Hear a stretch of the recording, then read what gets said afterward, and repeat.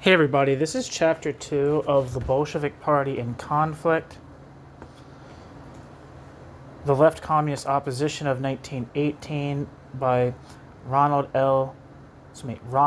I. Kowalski.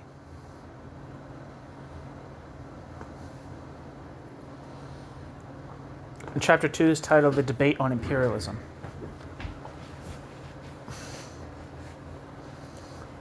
It is an axiom of Soviet historiography that, quote, proletarian revolution was not simply the product of the good intentions of the ideological leaders of the proletariat, but rather it was an objective phenomenon determined by the laws of historical development.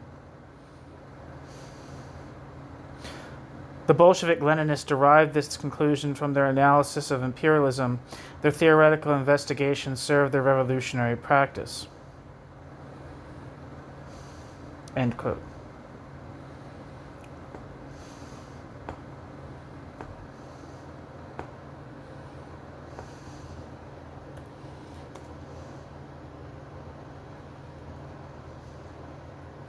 Sorry, I gotta find the fucking footnotes. God, I hate footnotes. I hate endnotes. The dumbest thing in the world.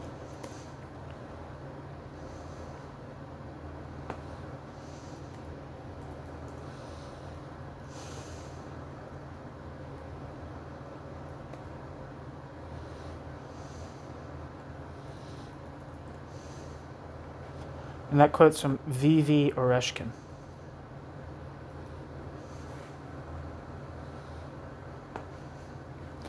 More pertinently, it has also long been axiomatic that the analyses of imperialism developed by Lenin and the left communists respectively differed in certain key respects.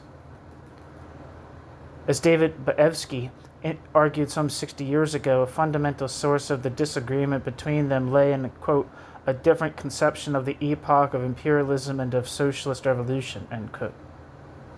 David Baevsky.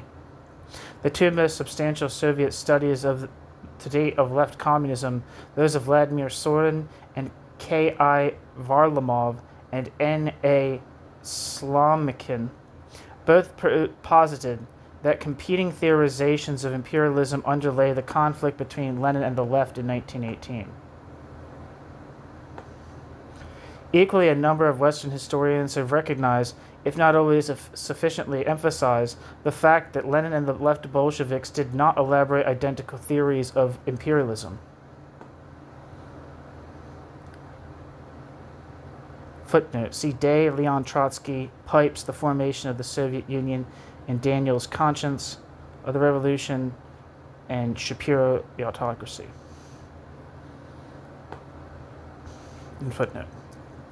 Admittedly, certain of their theoretical divergences have been analyzed closely.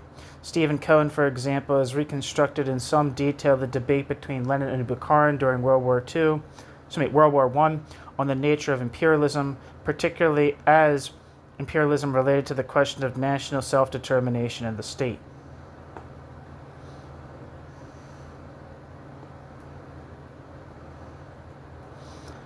Footnote. Cohen, Bukharin, Lenin, and the Theoretical Foundations of Bolshevism. That is actually on this channel.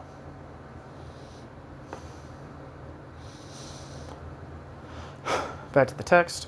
However, there has been a tendency, not without some foundation, as we shall see, to minimize these divergences, especially during 1917 itself. For instance, in his much lauded study of Lenin's political thought, Neil Harding has argued that Bukharin's, quote, views on imperialism generally came ...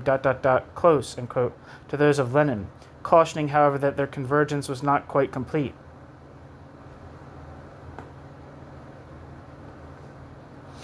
Even more significantly, perhaps, during the debate over the revision of the party program in the late summer and autumn of 1917, Lenin himself conceded that, quote, on the question of imperialism, there's apparently complete agreement in principle within our party, as was to be expected, for the practical propaganda of our party on this question, both oral and printed, has long since, from the very beginning of the revolution, shown the complete unanimity of all the Bolsheviks on this fundamental question, end quote.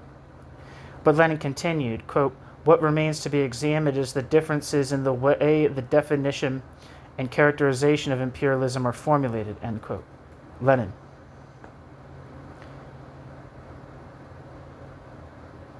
Footnote. Baevsky aptly remarks that although an identifiable current of left Bolshevism did exist during World War I, it was not the coherent faction that Otsovism previously, or left communism itself were. Moreover, many of the leading left communists of 1918, such as Karl Radek, were not members of the Bolshevik Party all during the war.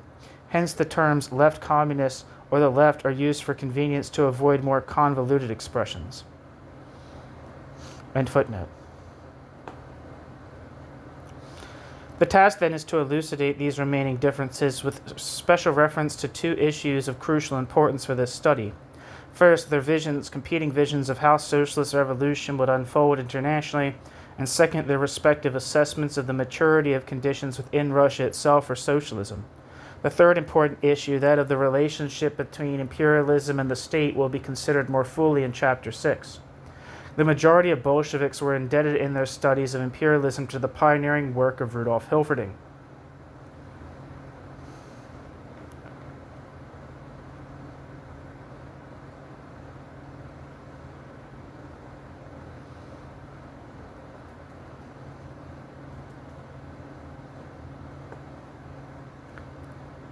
His seminal study, Finance Capital, had focused chiefly on elucidating the internal changes experienced by the leading capitalist economies since Marx's own time.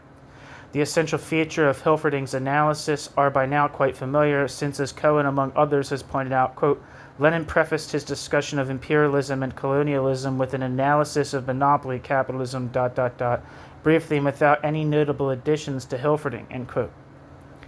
As capitalism grew, Hilferding had argued, production and capital itself had increasingly become concentrated in ever larger units, initially in joint stock companies instead of individual enterprises, then in cartels and trusts.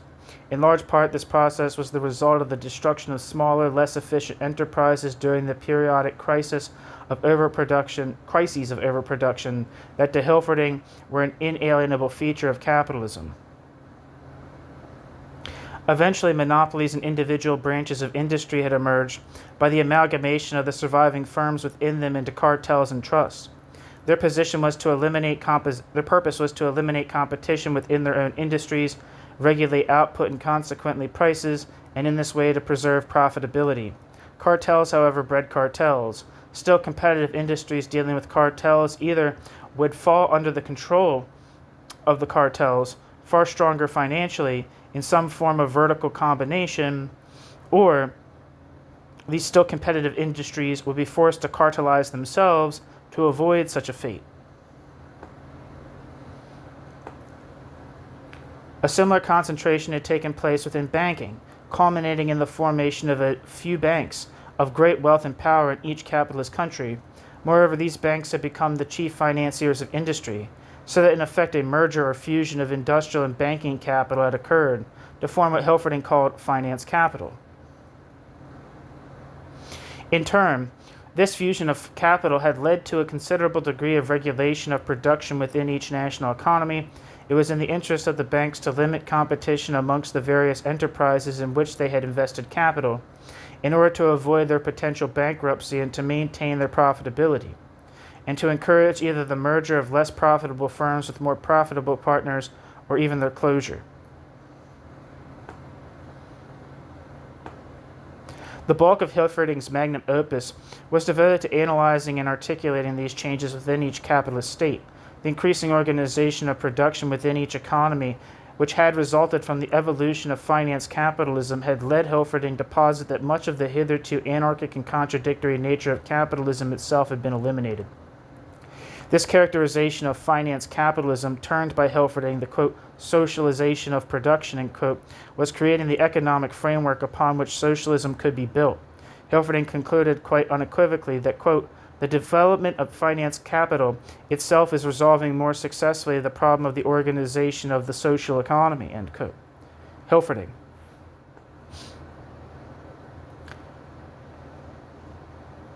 Footnote. See page 367, where he reiterated that, quote, the socializing function of finance capital facilitates enormously the task of overcoming capitalism, end quote. Hilferding. However, Hilferding continued, End footnote. However, Hilferding continued, the contradictions of the capitalist system had by no means all been removed. Rather, finance capitalism had intensified the polarization between capital and labor, and itself remained, quote, an antagonistic form of socialization, since the control of social production remains vested in an oligarchy, end quote. Consequently, to realize the potential for socialism created by it, it was first necessary for the proletariat to, quote, conquer the state, a task which he believed could still be achieved by parliamentary means. Having conquered state power, it should use it to take over and administer what Hilferding believed to be the key sectors of the economy, whereafter the transition to socialism could take place, to borrow Cohen's phrase, quote, relatively painlessly, end quote. Stephen Cohen.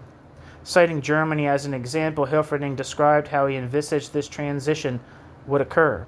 Quote, taking possession of 6 large Berlin banks would mean taking possession of the most important spheres of large-scale industry, and would greatly facilitate the initial phases of socialist policy during the transition period when capitalist accounting might still prove useful. There is no need at all to extend the process of expropriation to the great bulk of peasant farms and small businesses, because as a result of the seizure of large-scale industry, upon which they have long been dependent, they would be indirectly socialized just as industry is directly socialized. It is therefore possible to allow the process of expropriation to mature slowly, precisely in those spheres of decentralized production where it would be a long, drawn-out, and politically dangerous process. In other words, since finance capital has already achieved expropriation to the extent required by socialism, it is possible to dispense with a sudden act of expropriation by the state and to substitute a gradual process of socialization through the economic benefits which society will confer, end quote. Hilferding, Finance Capital.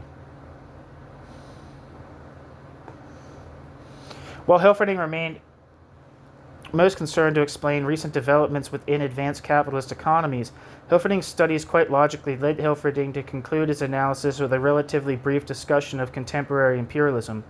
Hilferding began by outlining the new pressure for protectionism within finance capitalist states. Tariffs, he argued, benefited the cartels by shielding the cartels from foreign competition and the pressure of world prices, consequently allowing them to charge monopoly prices in their home markets.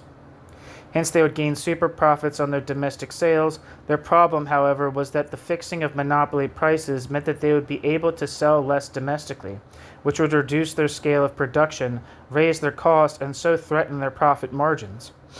One solution to this dilemma was for the cartels to expand their export markets in order to maintain production and profit levels, a solution facilitated by their ability to apply the super profits acquired from the domestic market to dump their goods overseas.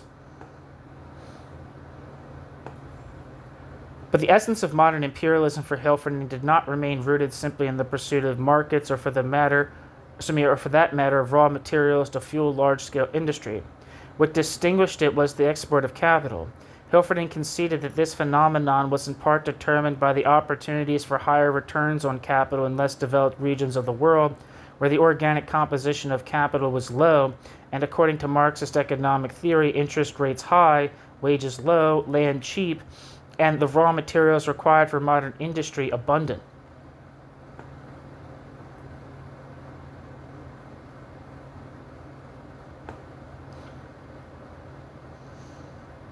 However, the export of capital had also been precipitated by the recent wave of protectionism. While designed to safeguard the home market for the native monopolies, at the same time, protectionism placed obstacles in the way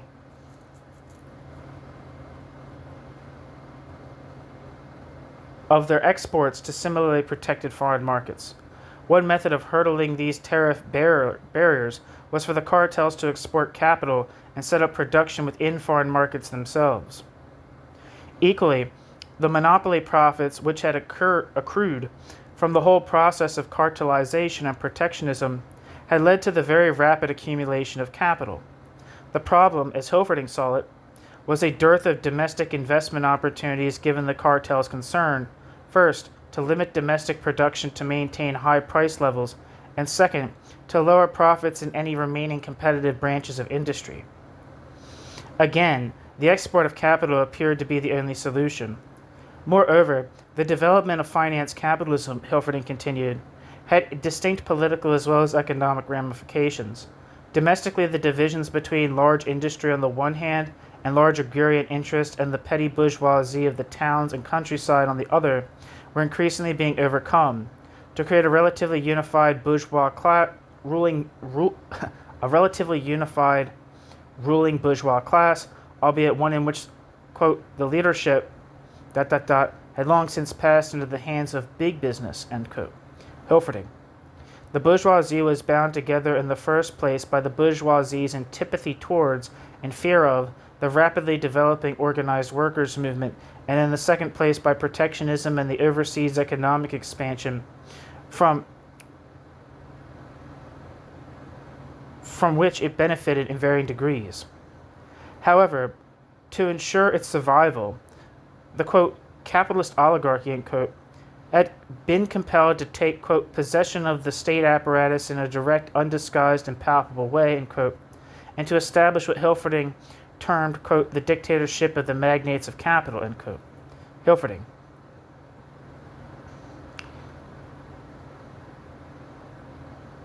The capitalist oligarchy employed the might of the state for two main purposes: internally, to counter the growing power of the proletariat, and externally, to pursue successfully a predatory policy of territorial annexation.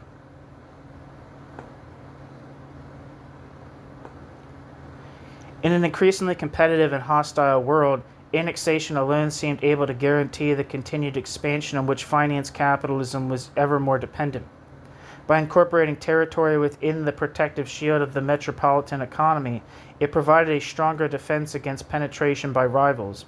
In addition, in backward societies where either legal and political fragmentation or the emergence of indigenous opposition to imperialist exploitation threatened the designs of finance capitalism, forcible annexation and the imposition of order again presented itself as the only solution. In rudimentary terms, as Harding has pointed out, Hilferding was essentially arguing that finance capitalism was breeding what later was to be termed by Bukharin and Lenin, among others, state capitalism. Footnote. Harding is one of the few to have recognized the importance of Hilferding's work as a precursor of subsequent Bolshevik thinking on the state. End footnote. These same developments, Hilferding conceded, had intensified, quote, competition for the newly opened spheres of investments, which had, in bracket, produced further clashes and conflicts among the advanced capitalist states themselves, end quote. Hilferding. In all probability, such conflicts would have resulted in war, but for the, quote, countervailing forces at work, end quote. Hilferding. The most important of these forces were, first, the interweaving of national capitals. For example, France and even Britain had loaned capital to German industries, which meant that they all had much to lose by any resort to war to settle their differences. And second, quote, the socialist movement, which has inspired a fear of the domestic political consequences which might follow from a war, end quote. Hilferding. War for Hilferding was not an inevitable consequence of imperialism, nor would war be the midwife of socialist revolution, as the Bolsheviks later were to insist. If anything, Hilferding appeared to have feared that the economic collapse which would result from war would make socialism unrealizable. The Bolsheviks' own interest in imperialism was rather different from that of Hilferding. The Bolsheviks were not primarily concerned with explaining developments within each capitalist economy, but rather with the increasing tensions in the early 20th century capitalist world, and in particular the causes of World War I. In doing so, they built on Hilferding's pioneering work, while accepting that the development of finance capitalism had laid the basis for the creation of a socialist economy. The Bolsheviks' own analyses nevertheless led them to conclusions at variance with those of their mentor regarding the inevitability of revolution. Equally, the Bolsheviks' studies led them, including Lenin for a time, to the belief that the continued growth of imperialism meant that socialist revolution, when socialist revolution broke out, would inevitably do so on an international scale. Of the Bolsheviks, Nikolai Bukharin was the first to produce a systematic account of the nature of modern imperialism. Bukharin's starting point, as Michael Haynes has stressed, was the world economy. Footnote, see Haynes, Nikolai Bukharin, and the transition from capitalism to socialism. And footnote. The growth of industrial capitalism into finance capitalism, Haynes argued. The growth of the industrial capitalism into finance capitalism, Bukharin argued, with its inherently expansionist tendencies, had dramatically accelerated the integration of the world economy. In consequence, the first decade and a half of the 20th century had witnessed the development of, quote, an extremely flexible economic structure of world capitalism, all parts of which are mutually interdependent. The slightest change in one part is reflected in all. The slightest change in one part is reflected in all. End quote. Bukharin, Imperialism and World Economy. As Hilferding had earlier, he also emphasized the growth-inducing impact of imperialism.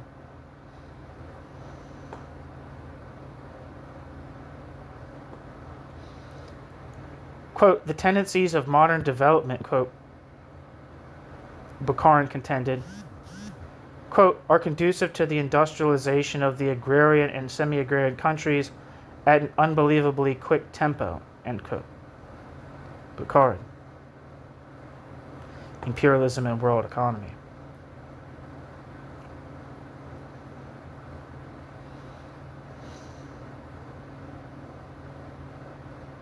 This process, Bukharin added, also tended to counteract the fact that hitherto different countries had developed unevenly.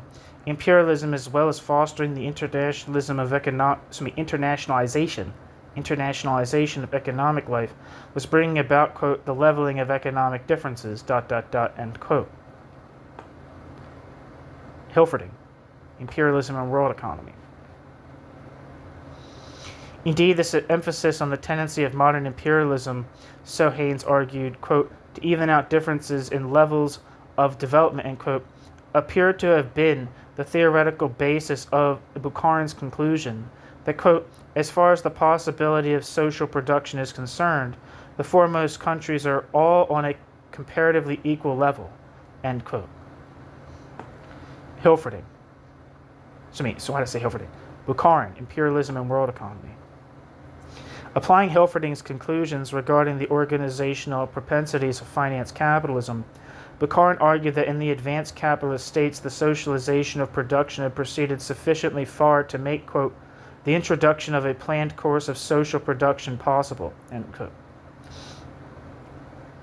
Bukharin.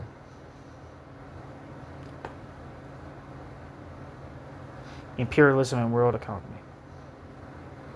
Bukharin encapsulated what Bukharin considered these two inextricably interrelated consequences of imperialism to be, quote, the growth of world market connections proceeds apace, tying up various sections of the world economy into one strong knot, bringing ever closer to each other hitherto, quote, nationally and economically secluded regions, creating an ever larger basis for world production in its new, higher, non-capitalist form, end quote.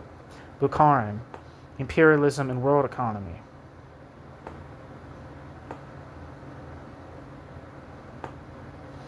Bukharin's analysis of the economics of imperialism also had important political ramifications.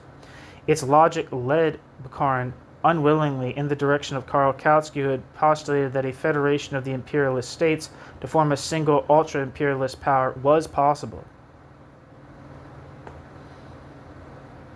Footnote.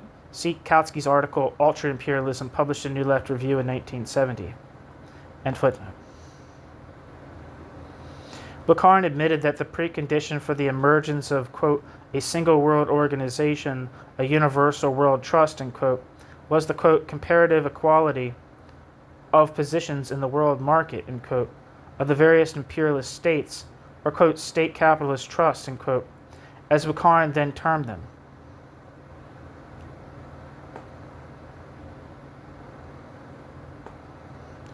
In the absence of such equality, the stronger would resist any agreement, since it would hope to use its superior economic power to win out over its rivals.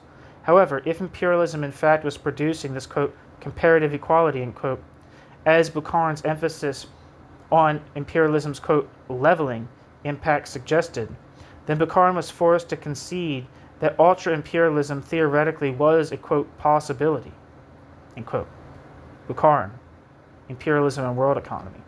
Quote, in the historic process which we are to witness in the near future, end quote, Hilferding conceded, quote, world capitalism will move in the direction of a universal state capitalist trust by absorbing the weaker formations, end quote.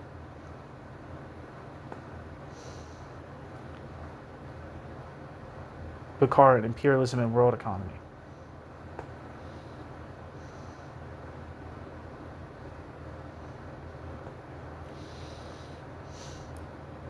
The creation of any global trust, however, implied, as Charles Barone has remarked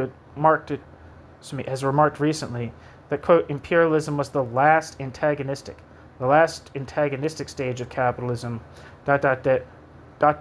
which by ending competition would eliminate the, quote, fundamental contradictions of capitalism, end quote, end quote. C.A. Barone, Marxist Thought on Imperialism, published in 1985. See also E.M. Winslow, The Pattern of Imperialism, published in 1948. End footnote. Bukharin's problem then was to prove that war, which Bukharin considered to be an inescapable consequence of imperialism and necessary, moreover to goad the workers to rise in revolution by the sufferings that it would entail, was in fact inevitable. Bukharin was compelled to adduce, quote, socio-political, end quote, reasons to explain why this was so.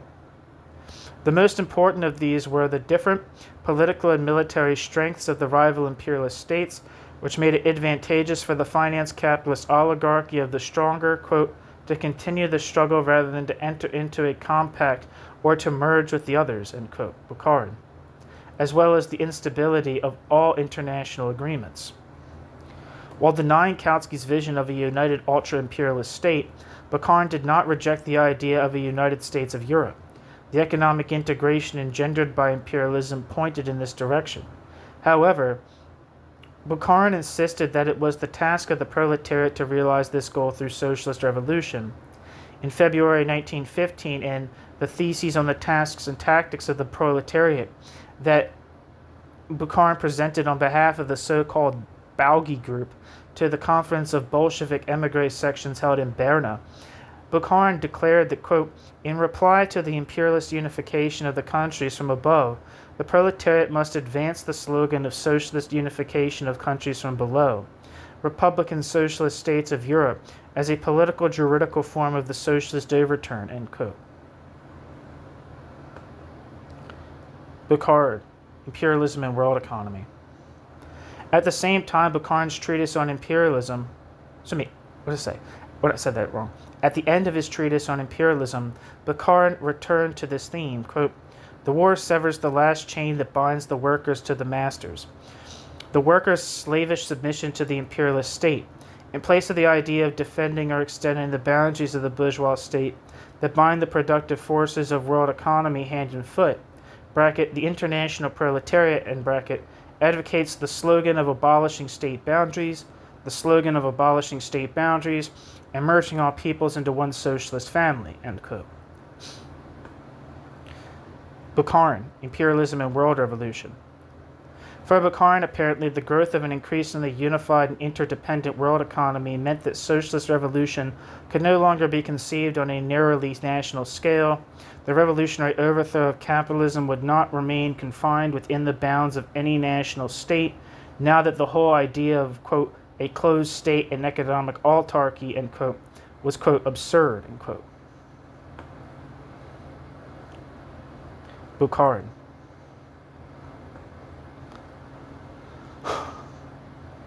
Socialism, therefore, must conquer on an international scale, which is now feasible given the economic preconditions for socialism were present. For the young Bukharin, socialism in one country was simply utopian. For in isolation, it would be crushed by the power of capitalism surrounding it. This belief that socialist revolution must of necessity take place on an international scale was common property among the left, as became clear in their attempts to sketch out the tactics that the Bolsheviks must pursue in the new imperialist epoch.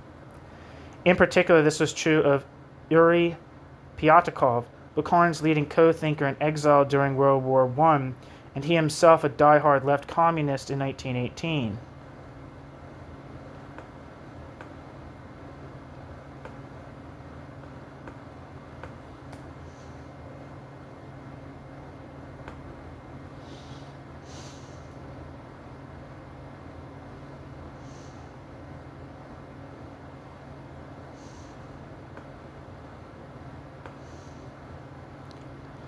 In the theses on the question of national self-determination sent to the Bolshevik Central Committee by Bukharin, Pyatakov, and Evgenia Bosch in November 1915, they argued that the recent development of imperialism demanded changes in the way the party viewed the whole process of revolution. In particular, it would be a reactionary step backwards to support movements for national self-determination, as Lenin continued to insist, since socialist revolution on an international scale had become realizable now, now, the question of mobilizing the forces of the proletariat on an international scale, of an international struggle to overthrow capitalism, has been raised in a practical manner, end quote.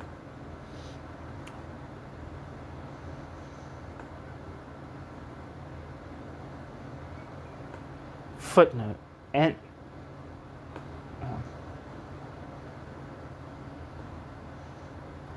Footnote. See Bayevsky. In this new conjuncture, independent nation-states were an anachronism, obsolete, appropriate only to the bygone era of bourgeois democratic revolutions. In the 15-point platform written by Pyatakov and also forwarded to the Central Committee in November 1915, the link between the left's understanding of imperialism and its prognosis of global socialist revolution was explained. Quote, finance capital has fully prepared the basis for a social revolution. A, by creating such an economic structure as can be consciously organized by the proletariat which has seized power and expropriated the expropriators. B, by continually tossing the proletariat into the arena of world struggle, by placing constantly before it questions of world policy and their entire scope, by abolishing thereby the national state seclusion of the working class and revolutionizing the consciousness of the proletariat in an unprecedented manner. Socialism thus becomes not a theoretical prognosis, but the task of the epoch. Social revolution is placed on the agenda for the united action of the proletariat. The proletarian struggle must be coordinated internationally on new foundations which correspond to the new conditions of the struggle, end quote.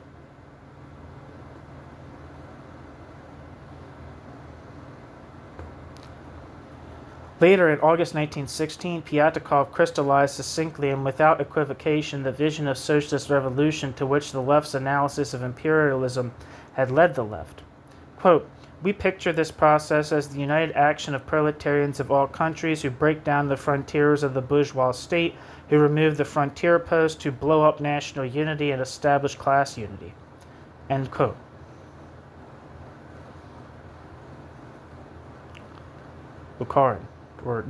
Pyatakov.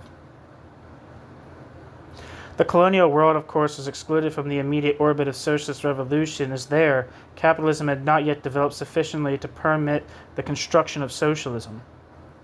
After the revolution at the Eighth Party Congress, Bukharin explained further. The imperialist world had to be understood in terms of two sets of social structures, basically the structures of the advanced capitalist world and the structures of the colonial world.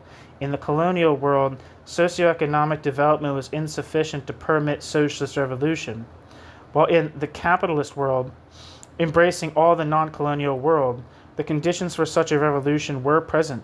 There the immediate task had been to establish the dictatorship of the proletariat and advance to socialism.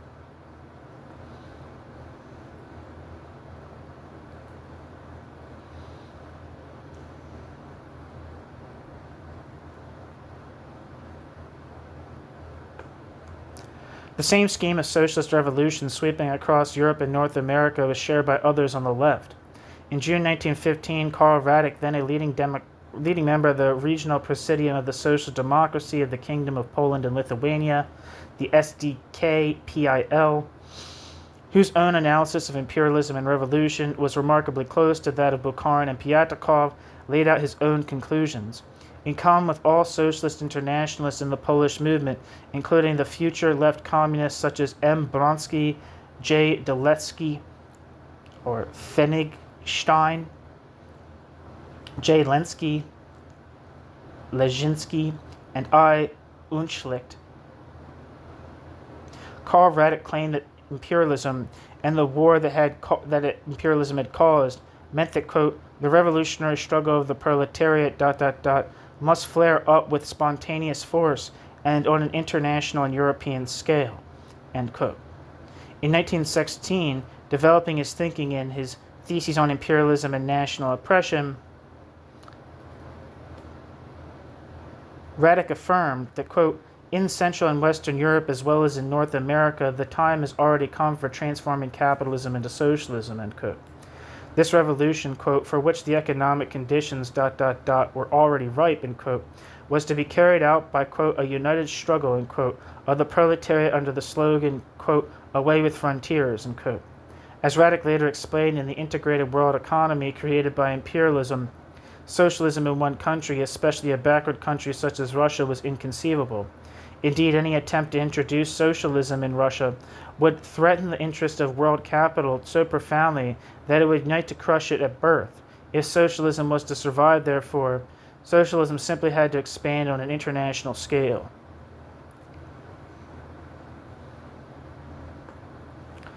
Other leading left communists had arrived at a similar understanding of the imperialist epoch and the imperialist epoch's implications for the scale of socialist revolution, as became clear in 1917 itself.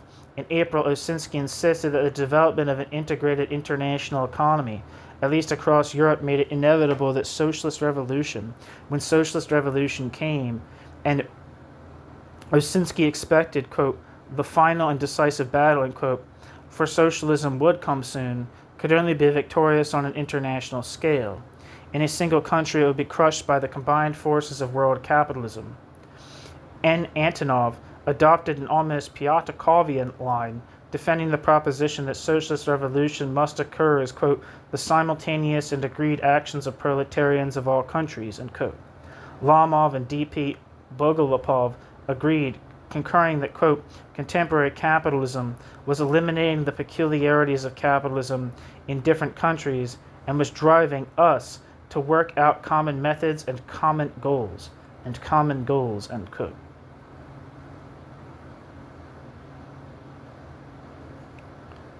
In these circumstances, what was now required was the elaboration of a new, quote, united international program for revolutionary social democracy, end quote, which would sketch out the measures to be taken to ensure the transition to socialism on a European scale. Aaron Soltz and others agreed too. In the present conjuncture of imminent international revolution, there was no point in having a long-term program adapted to Russian conditions. Unsurprisingly, Bukharin himself had come to accept the need for such a program, since in the current situation, quote, the struggle of the proletariat for socialism could not develop other than as an international struggle, ...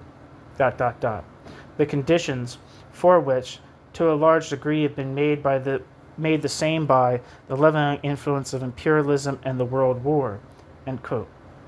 Almost all as an afterthought, Bukharin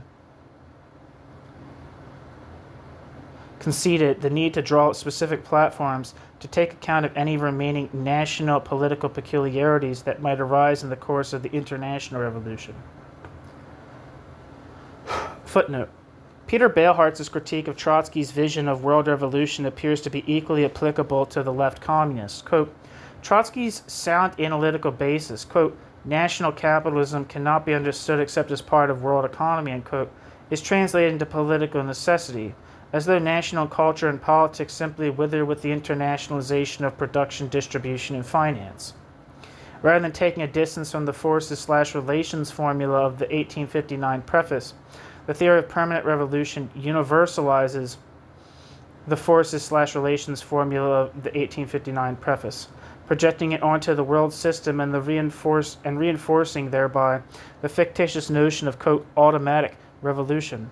Trotsky's profound understanding of the importance of the world system is effectively denied by its association with the notion of world revolution. End quote. Peter Beilhartz, Trotskyism and the Transition to Socialism. I have that book on this channel. I should make it into a playlist.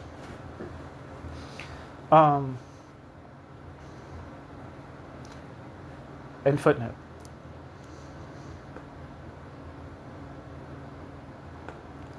However, it was not just economic but social and political differences that were being eradicated among the finance capitalist states.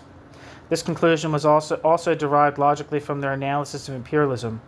Again, following Hilferding, Bukharin had emphasized that the, quote, organizational process, end quote, set in motion by finance capital had quite definite socio-political consequences. It had not, quote, embraced the economy alone. Its significance, bracket, was, in bracket, much more general and profound, end quote. As finance capitalism had developed, it led to the creation of a united bourgeoisie, although one within which the large financial magnates remained the dominant force.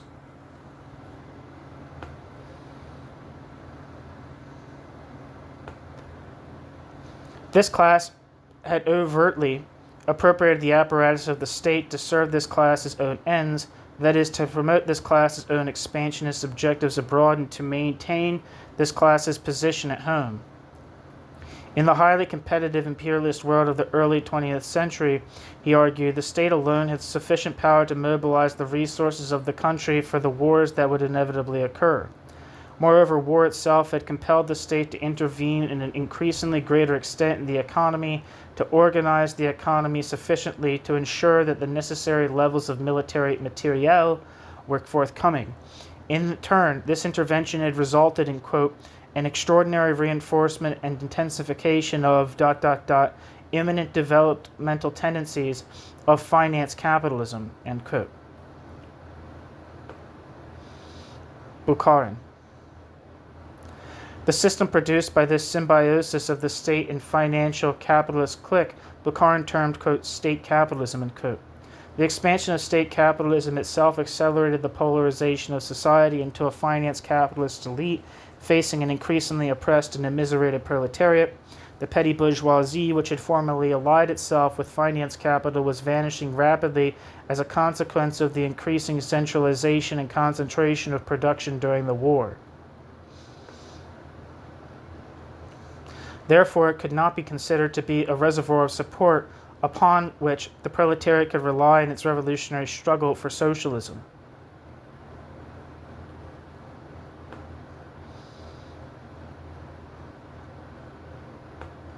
Having followed what was essentially Hilferding's analysis so far, Bukharin, however, developed Bukharin's own ideas on what these developments implied to the political strategy that socialists must pursue.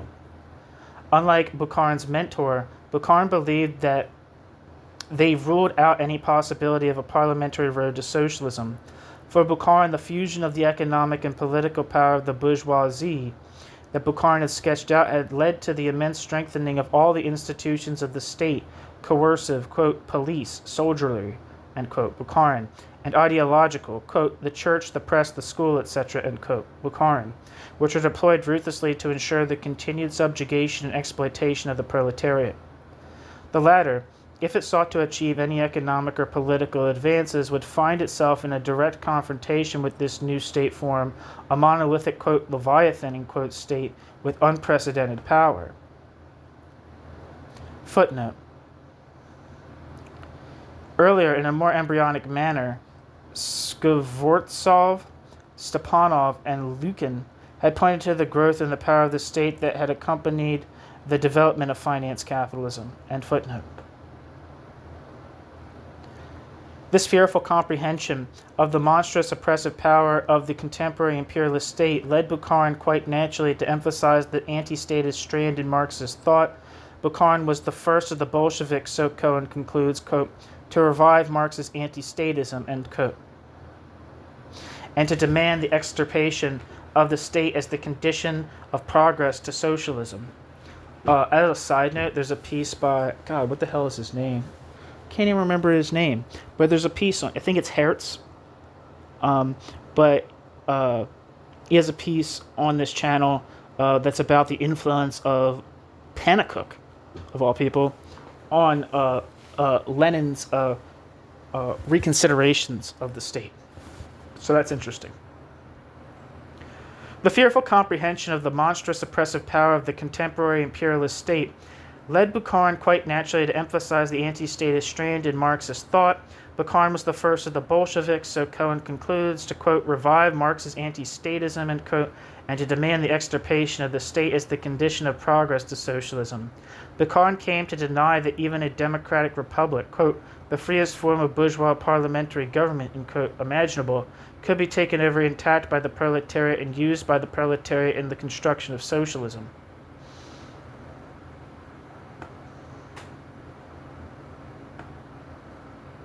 Even in such a state, the bureaucracy, the police, and the standing army remained nothing but the agents of finance capitalism employed to suppress the working class.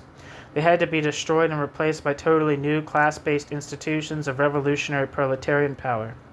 But Bukharin and Bukharin's fellow thinkers on the left of the party, such as Vladimir Smirnov and Lomov, there no longer was any viable path to socialism, parliamentary or otherwise, that aspired to use the existing state machine. Any such prospect was simply, quote, Philistine. In 1917, Bukharin applied the conclusions drawn from his general analysis of imperialism specifically to Russia. The significance of this development is that it explains why the left communists had come to believe by 1917 that the revolution in Russia would be an integral part of international socialist revolution. Before World War I, there is no evidence that they considered socialist revolution to be feasible there. Rather, in common with the overwhelming majority of Russian Marxists, Bolsheviks and Menshevik alike, they accepted that in comparison with the West, Russia's retarded development meant that there was no immediate prospect of a socialist revolution within Russia, as Osinski frankly admitted.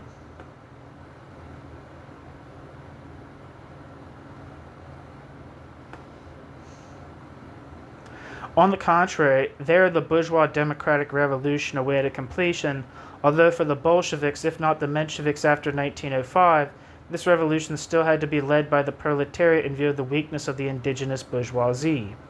Thereafter, capitalism could develop freely and turn gradually, yet inexorably, creating the necessary economic preconditions for socialism. However, their abandonment of this prospectus and their conversion to the belief in the possibility of socialist revolution in Russia was neither sudden nor without some ambiguity, as the case of Bukharin himself demonstrates. In the theses that Bukharin presented at the Berna Conference, Bukharin maintained that, quote, the old fighting slogans of the 1905 revolution, end quote, remain correct for Russia. Footnote, see J. Riddell's edited volume, Lenin's Struggle for a Revolutionary International, Documents, 1917 to 1916, the preparatory years. End footnote. In other words, Bukharin still believed that the bourgeois democratic revolution awaited its completion in Russia. In his tract on imperialism written later in 1915, Bukharin's views on the Russian Empire were rather more confused.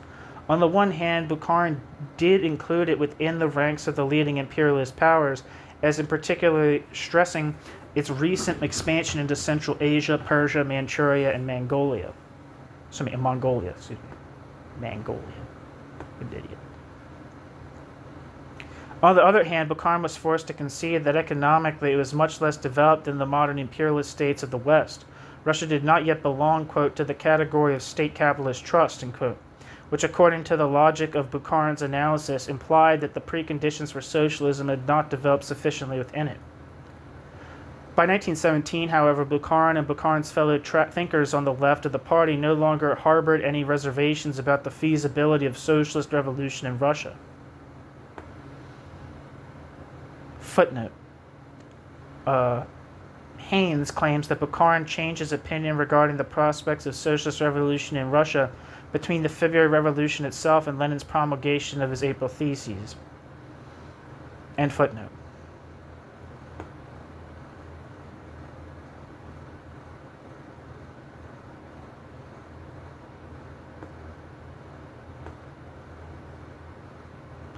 There, too, so Bukharin contended state capitalism, quote, the last imaginable form of capitalism, end quote, had grown rapidly in response to the demands of war.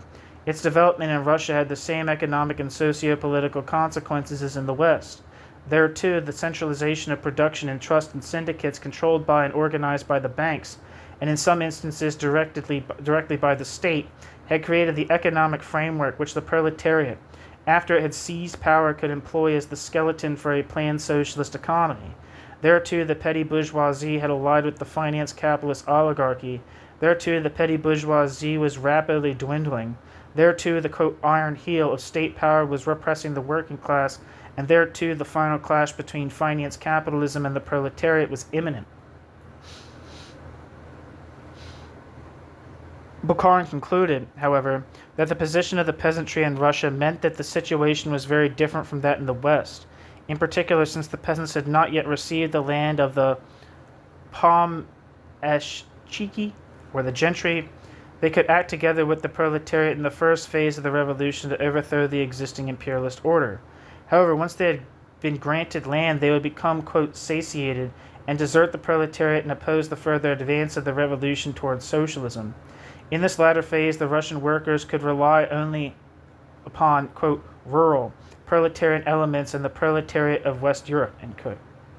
In this new conjuncture, the imminent socialist revolution, the minimum section of the old party program designed for the bourgeois democratic stage of the revolution, of course, must be abandoned as obsolete.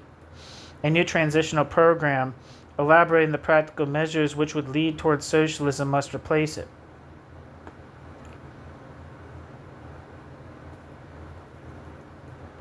Footnote. The party program,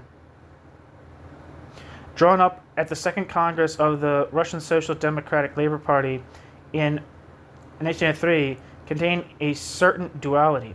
While aiming ultimately at socialist revolution, it conceded that in the specific case of Russia, it was first necessary to support the completion of bourgeois democratic revolution, to sweep away the, quote, very many survivals from the old feudal order, end quote, including the most important of them all, the autocracy. The so-called minimum program was designed with the latter revolution in mind. Lenin, see 1903 Second Ordinary Congress of the Russian Social Democratic Labor Party. Lenin himself conceded that the minimum program was not designed to go beyond the framework of capitalism. End footnote.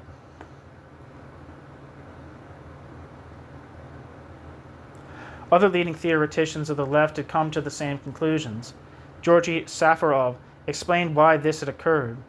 Safarov claimed that the demands of World War I had dramatically accelerated economic developments within Russia. Finance capitalism had developed at an unexpectedly rapid pace and beyond any shadow of a doubt come to dominate Russian industry.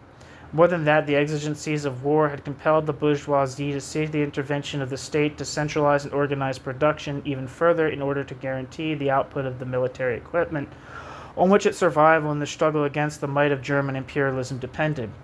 While Safarov himself took his argument to extremes, alleging that the concentration of production in Russia was unsurpassed anywhere, Safarov concluded that the supremacy of finance capitalism within Russian industry indicated that, quote, the social democratic regulation, ... of the economy was possible, end quote. Once the workers, with the poor peasants as allies, had overthrown the capitalists and appropriated the economic apparatus which the latter had built, end quote.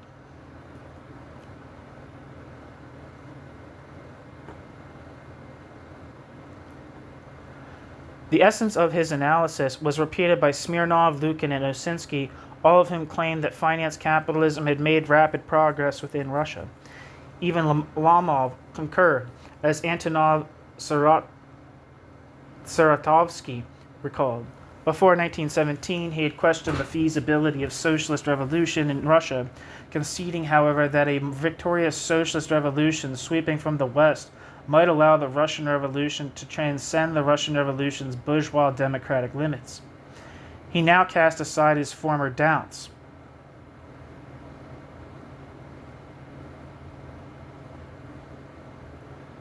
He pointed in particular to the massive concentration of production that had occurred, evident in the formation of cartels, syndicates, and trusts, particularly in the metallurgical industry, but present elsewhere in the machine building and cotton sectors.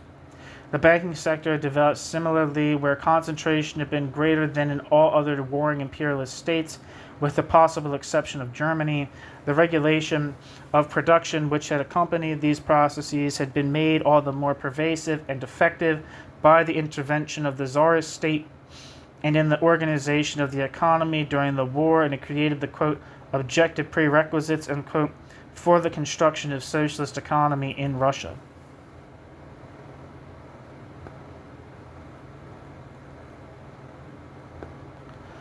The left communists remained aware, however, of the potential problems of applying their conclusions to justify socialist revolution in a Russia that was still, in comparison with the much more advanced West, relatively backward. In 1918, Osinski confronted this question directly. Proceeding from a fairly abstract level of analysis, Osinski contended that socialist revolution was the product of the combination of certain, quote, positive prerequisites, unquote, created by the development of capitalism as well as of its, quote, negative tendencies, unquote. Osinski.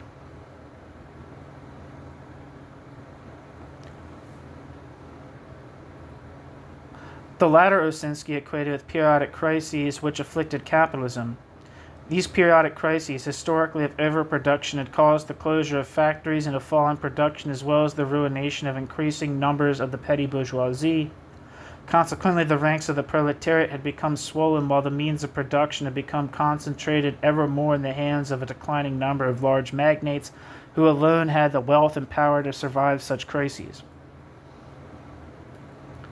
In the 3 or 4 decades preceding 1914, he continued more concretely, colonial exploitation and protectionism had enabled the advanced capitalist states to avoid profound crises and to ameliorate the immiseration that would become the material base for the proletariat to rise and overthrow the system that was responsible for its sufferings.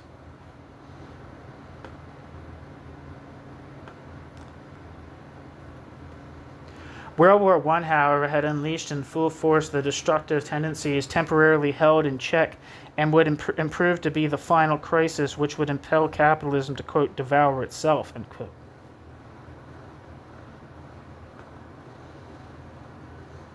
Osinski. Osinski then outlined what Osinski considered to be the, quote, positive prerequisites, unquote, for socialism to be. Osinski categorically rejected the economic determinist orthodoxy of the Second International in general and of the Mensheviks in particular, which insisted that, quote, socialism could replace only the most advanced capitalist society and be constructed only by a strong and highly developed proletariat, unquote. Osinski.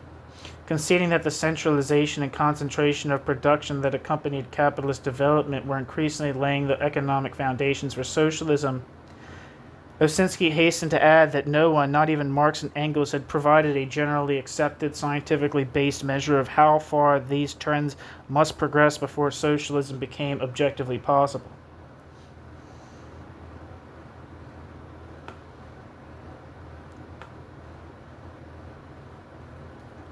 The syndicates and trusts were created by finance capital, Osinski continued, were, quote, a new, higher form of the centralization of capital, unquote, which made the planned regulation of production feasible. The final stage in the evolution of finance capital, state capitalism, which Osinski saw as the product of the exigencies of war, itself presaged the, quote, birth of a system of consciously regulated production, distribution, and consumption, unquote, Osinski. In other words, it created the framework for the rational organization of the economy which socialism alone could continue and extend. As far as Russia itself was concerned, by 1917, Russia had come to possess an advanced industrial sector in which large-scale enterprises were dominant.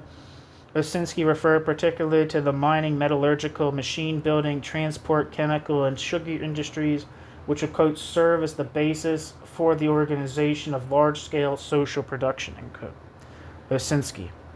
Moreover, thanks to the intervention of the banks, these industries have become syndicalized or trustified, so generating the framework for the central regulation of industrial production. Furthermore, these syndicates and trusts, together with the regulatory organizations established by the state during the war, and the existing consumer and cooperative societies, provided the institutional nexus for the planned distribution and consumption of goods and materials. Footnote.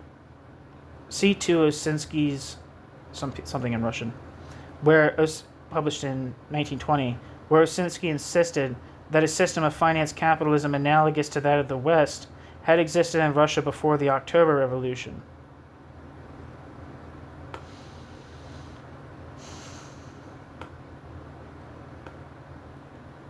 In footnote.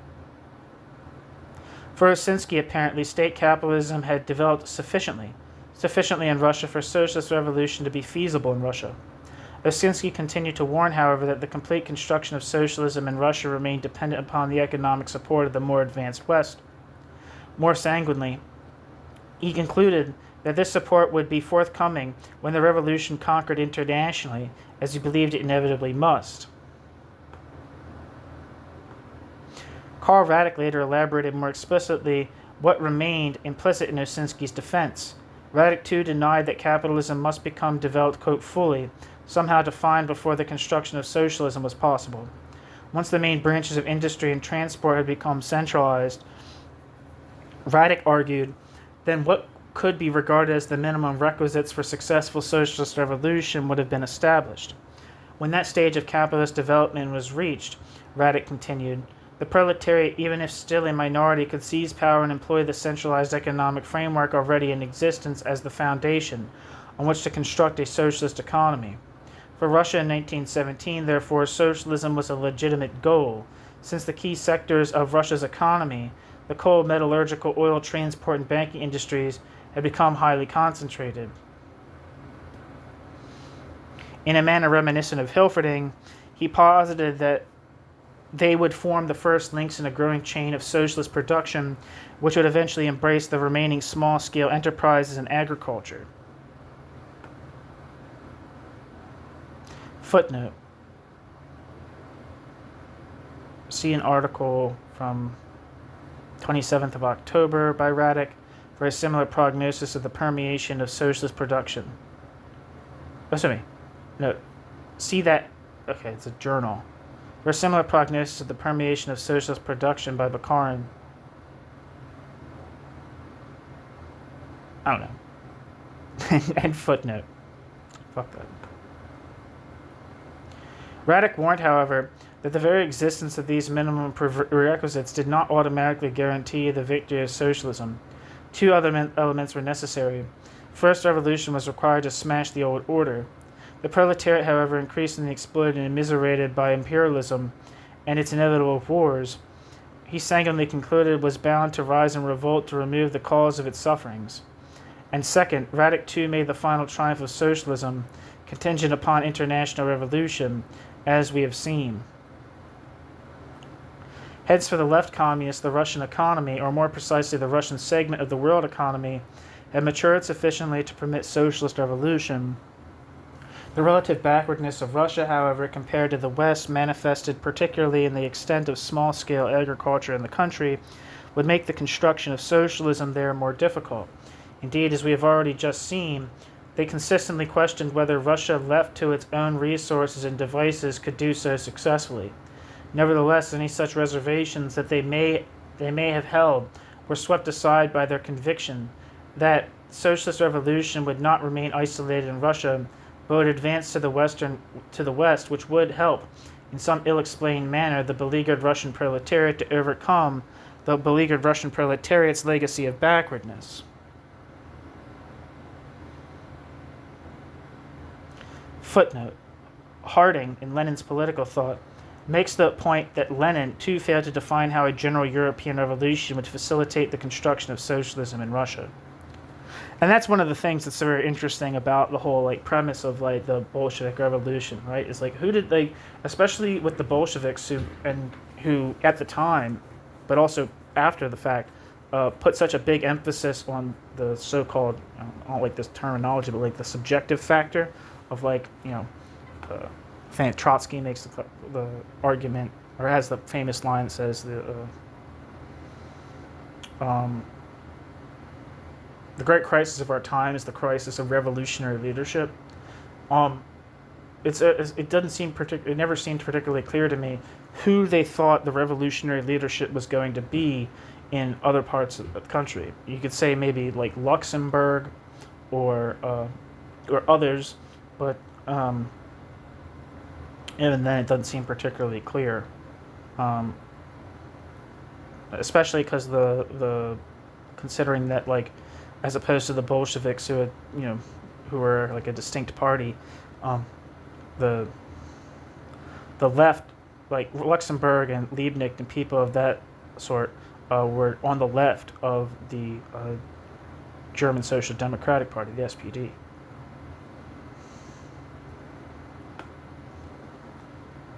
Anyway, end footnote. Hence, for the left communists, the Russian economy, or more precisely the Russian segment of the world economy, had matured sufficiently to permit socialist revolution. The relative backwardness of Russia, however, compared to the West, manifested particularly in the extent of small-scale agriculture in the country, would make the construction of socialism there more difficult. Indeed, as we have just seen, they consistently questioned whether Russia, left to its own resources and devices, could do so successfully. Nevertheless, I'm rereading something, I just realized. Indeed, as we have just seen, they consistently questioned whether Russia, left to its own resources and devices, could do so successfully.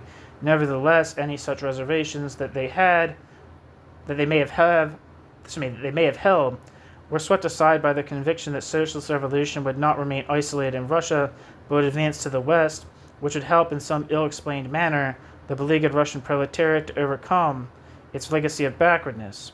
As Bukharin concluded on the morrow of the October Revolution, quote, "It is impossible right now to consider all the questions of the revolution within the confines of national boundaries. The international revolution means not only the purely political reinforcement of the Russian Revolution, it also means its economic reinforcement. The victory of the proletariat in the West makes it possible to, in a planned manner, to treat the economic wounds of Russia by applying the highly developed technology of the West. The economic backwardness of Russia is compensated by the high economic level of Europe, and with the victory of the proletariat in the West, the Russian economy is drawn into a pan-European socialist organization."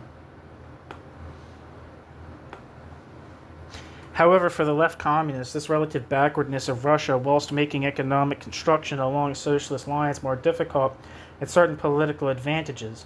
In the West, the quote Leviathan state, typical of highly advanced finance capitalism, had grown to such strength that it would prove itself capable of quote tremendous resistance end quote to revolution. In less developed societies such as Russia, on the other hand, where the fusion of the economic and political power of the bourgeoisie had not advanced as far, much greater opportunities were open to the proletariat to rise and smash the old order. As Bukharin remarked after the revolution, quote, "The collapse of the capitalist world system began with the weakest system in terms of political economy, the last developed capitalist state system. The least developed state capitalist system. End quote. Bukharin. Footnote. See Bukharin's The Politics and Economics of the Transition Period. Also his Pirate State, and his some speech in Russian. For similar explanations of why revolution first erupted in Russia, see Radek, Pravda, 23rd of January 1918, and Lomov, Rajlazheny, page 65. The later formulation of Gramsci to account for the resistance of the West to socialist revolution, quote, "In the East, Russia, the state was everything. Civil society was primordial and gelatinous. In the West, there was a proper relationship between state and civil society. And when the state trembled, a sturdy structure of civil society was at once revealed. The state was only an outer ditch, behind which there was a powerful system of fortresses and earthworks, more or less numerous from the one state to the next. It goes without saying, but this precisely necessitated an accurate reconnaissance of each individual country," end quote. Gramsci.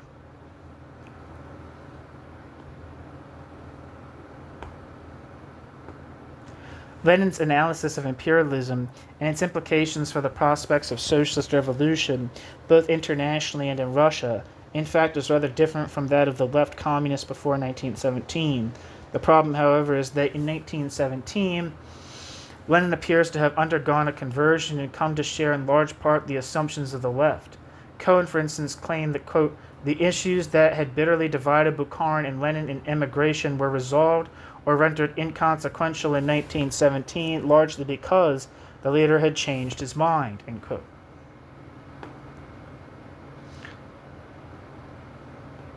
Stephen Cohen. Lenin's analysis of imperialism and Lenin's analysis of imperialism's implications for the prospects of socialist revolution, both internationally and in Russia, in fact, is rather different from that of the left communists before 1917.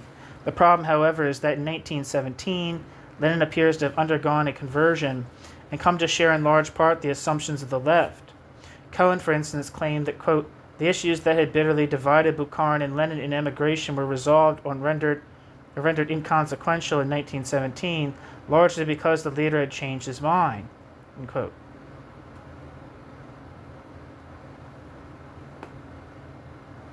Did I read that already? God, I'm stupid. What the hell's going on here? Did that repeat itself? No, I'm just stupid. Jesus Christ. Even Harding suggests a similar conversion. Having argued that Lenin unequivocally rejected interpretations of imperialism such as those of Bukharin and Pyatakov, which led to the conclusion that, quote, socialist revolution would arrive simultaneously on a world scale, end quote. Nevertheless, he also contended that, quote, there can be no doubt whatsoever that he, Lenin, believed that monopoly capitalism had now created the objective conditions, the economic basis, for an immediate advance to socialism on a worldwide scale, end quote. Harding.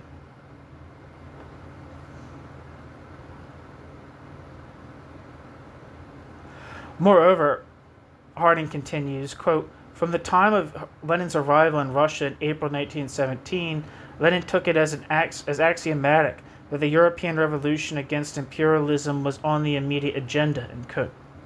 1-2, which would embrace Russia.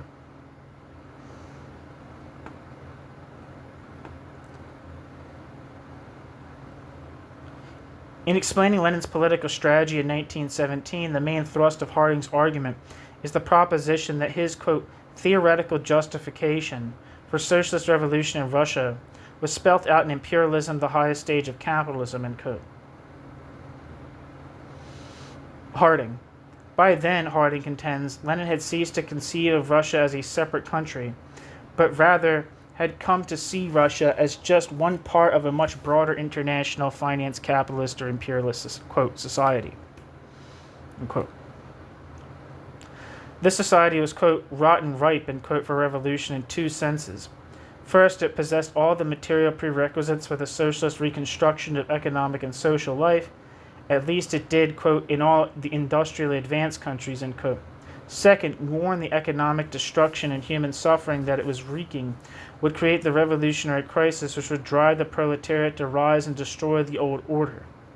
Russia itself was merely one part of an international finance capitalist or imperialist chain, but also its weakest link.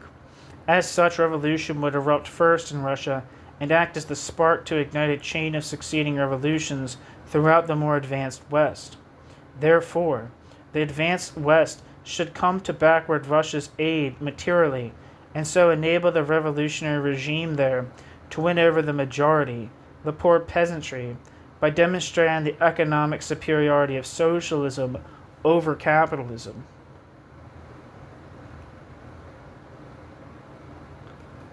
Footnote. Harding argues that in 1916, Lenin believed that socialist revolution, quote, would occur first in those advanced countries where the objective and subjective conditions had fully matured and where the national democratic revolution had long been accomplished, end quote. Lenin.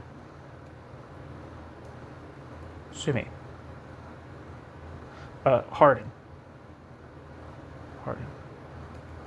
And footnote. This reading of Lenin's thinking in 1917, of course, elides the major differences that hitherto distinguished his understanding of imperialism and revolution in Russia and the world from that of the left. The problem with this line of reasoning, however, as Harding himself admits, is that Lenin's, quote, very generalized theory of imperialism was never applied at all seriously to the particular case of Russia, end quote. Harding. Accordingly, quote, the implications of the theory of imperialism for Russia were never fully articulated by Lenin, end quote. Harding. Harding professes that he was constrained to draw inferences from Lenin's general theory in order to make sense of his ideas on socialist revolution in Russia. In so doing, he has constructed a most cogent and compelling model of how he envisages that Lenin's thinking developed between the onset of war in the summer of 1914 and 1917, when he emerged as a protagonist of socialist revolution in Russia.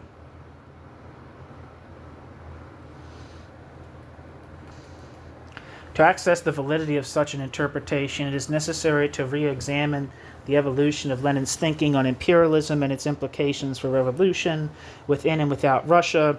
From the early months of the war, Lenin on occasion had argued in what can be described as a very leftist vein.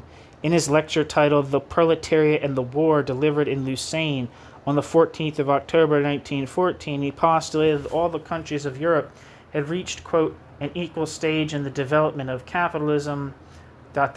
which was beginning to find its national framework too small for it, end quote. Lenin, The Proletariat and the War. In such circumstances, it was, quote, impossible to go over from capitalism to socialism without breaking up the national framework, end quote. Lenin. An implicit rejection of the possibility of socialist revolution in one country. Footnote. Lenin claimed that, quote, bourgeois states with their national boundaries have outlived themselves, ... end quote. Lenin. Lenin repeated the thrust of his argument on several occasions before his return to Russia in April 1917. In late summer 1915, for example, Lenin again contended that, quote, society's productive forces and the magnitudes of capital have outgrown the narrow limits of the individual nation states, ... The whole world is merging into a single economic organism, ... The objective conditions for socialism have fully matured, ... End quote. Lenin. In these circumstances, Lenin denied that the, quote, individual solution of the revolutionary problem was possible in any single country, end quote. Lenin. In this instance, Lenin explained how he envisaged the relationship between the revolution in Russia and in the West. If the Russian proletariat in alliance with the peasantry rose to carry out its revolution, a revolution, he then hastened to add, which would remain bourgeois democratic, it could act as the spark to, quote, kindle the proletarian revolution in the West, end quote. The bourgeois democratic revolution in Russia, therefore, would be, quote, not only a prologue to, but an indivisible and integral part of the socialist revolution in the West, end quote. Lenin.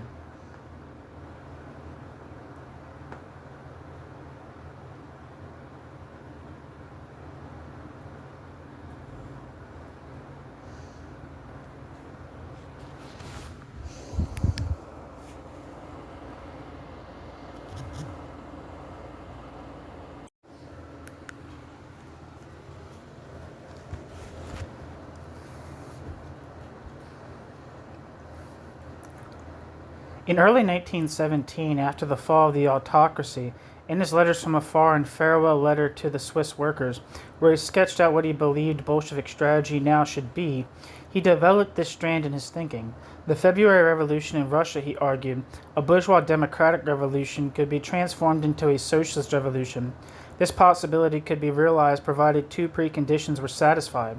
First, the Russian proletariat had to mobilize behind itself the majority of the countryside, that is, the mass of rural laborers and peasants, but not the prosperous minority.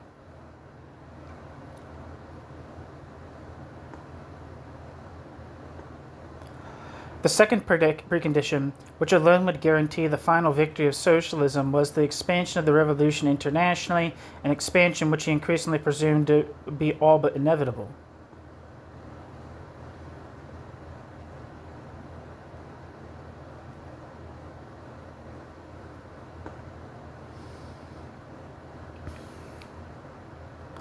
As he wrote to Alexandra Kollontai on the 16th of March, quote, the Russian Revolution, first stage, will not be the last, nor will it only be Russian, end quote. Lenin.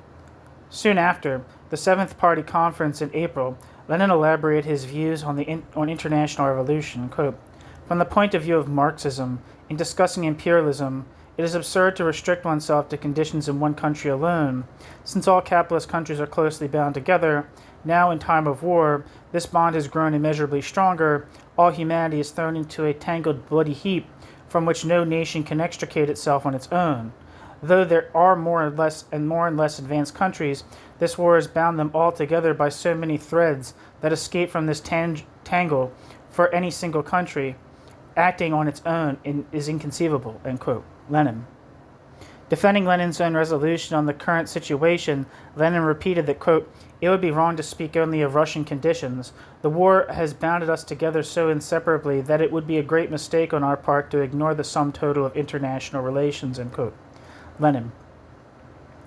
Lenin, so it would appear, had come to envisage socialist revolution as an international phenomenon, encompassing all the, quote, more and less advanced countries, end quote, including, as we shall see in detail later, Russia.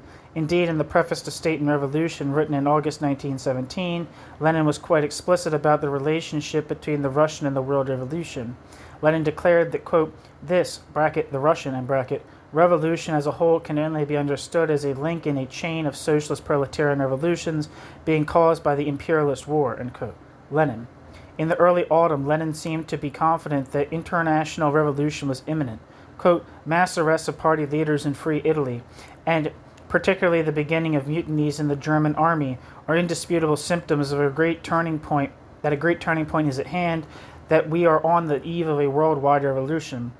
Doubt is out of the question. We are on the threshold of a world proletarian revolution, and since of all the proletarian internationalists in all countries, only we Russian Bolsheviks enjoy a measure of freedom, ... To use the saying, quote, to whom much has been given, of him much shall be required, end quote. In all justice can and must be applied, end quote. Lenin.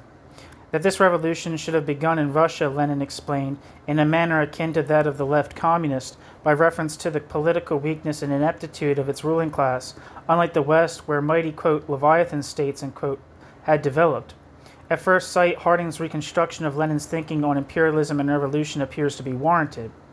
However, such a reconstruction of Lenin's thinking is not as unproblematic or unambiguous as it first appears, since, as Tyutykin aptly remarked, the evolution of Lenin's ideas, particularly on the question of international revolution, was equivocal to say the least.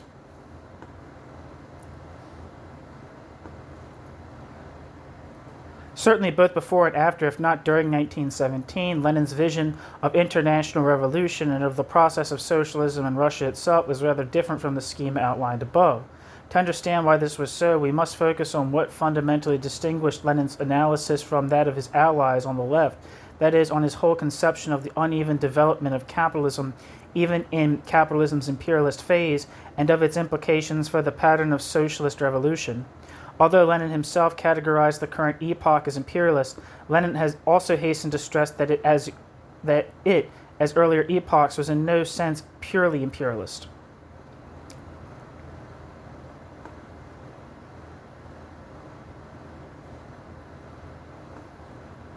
While finance capitalism was its dominant and determining feature, it had not spread its tentacles evenly throughout the world and entirely eliminated earlier social structures. Unlike the left, which emphasized the increasing homogeneity of imperialist societies, Lenin insisted on a continuing heterogeneity in the imperialist world. Extensive vestiges of pre-imperialist formations continue to exist, most evidently in the colonial world, but also in Eastern Europe, where the absence of thoroughgoing bourgeois democratic revolutions meant that feudal and pre-monopoly capitalist features of economic, political, and social life had survived, and in places were quite pervasive. For Lenin, this intertwining of finance capitalism with socioeconomic and political structures of a lower order meant that it was impossible to anticipate any, quote, pure, social, or socialist revolution. It would not occur as a simple struggle between the proletariat and the bourgeoisie, but rather would be a very complex phenomenon, quote, not a single act, not one battle on one front, but a whole epoch of acute class conflicts on all fronts, i.e. on all questions of economics and politics, battles that can only end in the expropriation of the bourgeoisie, end quote. Lenin. Lenin continued to stress, even ever more explicitly, that, quote, the socialist revolution can only come in the form of an epoch in which are combined civil war by the proletariat against the bourgeoisie in the advanced countries and a whole series of democratic and revolutionary movements, including the national liberation movement in undeveloped, backward, and oppressed nations, end quote. Lenin. More than that, however, his conviction that capitalism, even in its imperialist phase, continued to develop unevenly led Lenin to picture the very process of international revolution rather differently from the left, attacking Kowalski in particular, but an attack that equally could be directed against the left. Lenin contended that uneven development, quote, an absolute law of capitalism, end quote, totally precluded the peaceful emergence of any, quote, ultra-imperialist, end quote, confederation, since the faster-going states would seek to use their increasing strength to carve out greater spheres of influence for themselves. Equally, it inevitably meant that the prerequisites for socialism would not mature simultaneously in all capitalist countries, making it inconceivable that, quote, the various sources of rebellion could immediately emerge of their own accord without reverses and defeats, end quote. Lenin. Footnote. Lenin used this argument to explain the defeat of the Irish Rebellion of 1916. End footnote. Repeatedly, Lenin hammered home this conclusion that socialist revolution would not sweep across the world in one mighty, unconquerable wave, but rather would advance in a more protracted and complex manner. On the contrary, as a consequence of uneven development, quote, it followed irrefutably that socialism could not achieve victory simultaneously in all countries, end quote. That, quote, the victory of socialism is possible first in several or even in one capitalist country alone, end quote. That it would, quote, achieve victory first in one or several countries while the others for some time remain bourgeois or pre-bourgeois, end quote. Lenin, which implied, of course, that the country or countries where it first was victorious might be forced to wage revolutionary war against the surviving imperialist powers. In a savage critique of Piatakov, quote, quite a little pig, without a drop of brains, end quote, Lenin unequivocally rejected the left's conception of socialist revolution as brought about by the, quote, united action of the proletarians of all countries, end quote. Quote, the social revolution cannot be the united action of the proletarians of all countries for the simple reason that most of the countries and the majority of the world's population have not even reached or have only just reached the capitalist stage of development, Socialism will be achieved by the united action of the proletarians, not of all, but of a minority of countries, those that have reached the advanced capitalist stage of development, The undeveloped countries are a different matter. They embrace the whole of Eastern Europe and all the colonies and semi-colonies, end quote. Lenin. Even after the February Revolution, as his expectation of international revolution grew, he still harbored fleeting doubts about the likelihood of united action on the part of the international proletariat. Shortly before the October Revolution, Lenin again expressed some reservations about the imminence of the international revolution, insisting that it remained impossible, quote, to know how soon after our victory revolution will sweep the West, whether or not victory will be followed by temporary periods of reaction and the victory of the counter-revolution. There is nothing impossible. There is nothing impossible in that, end quote. Lenin.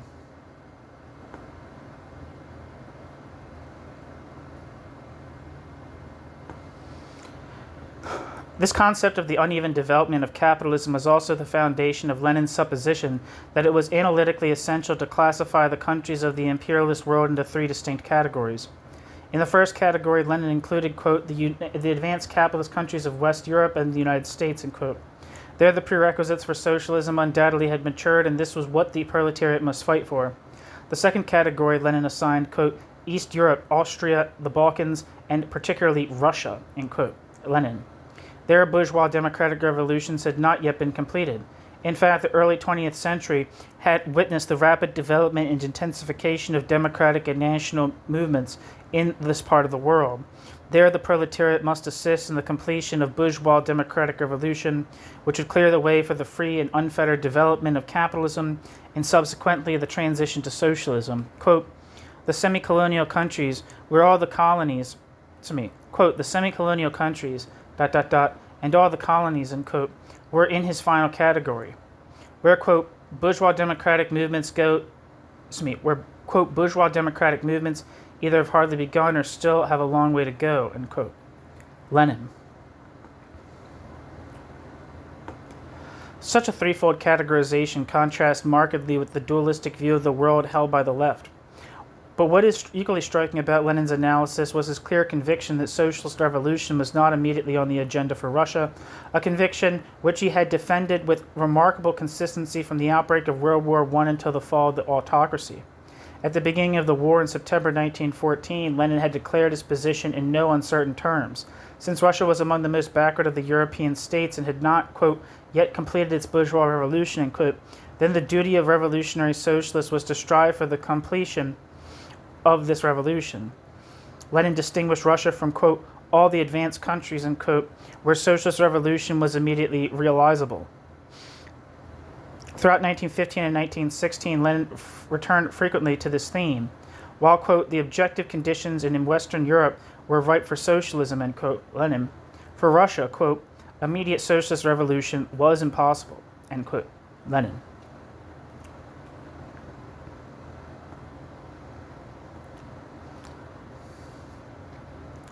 Although, quote, capitalist imperialism of the best type of the capitalist imperialism of the latest type, end quote, had developed in Russia, Lenin contended that, quote, in general, military and feudal imperialism was predominant, end quote, within it.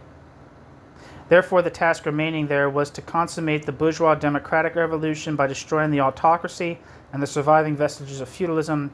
This could be achieved, he believed, only by the proletariat allying with the peasantry and fighting to establish a democratic republic, which then must confiscate the lands of the pomeshchiki.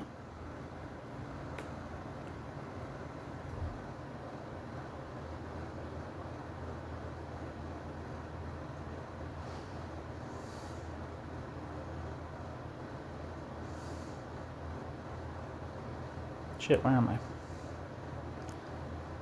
I lost my spot.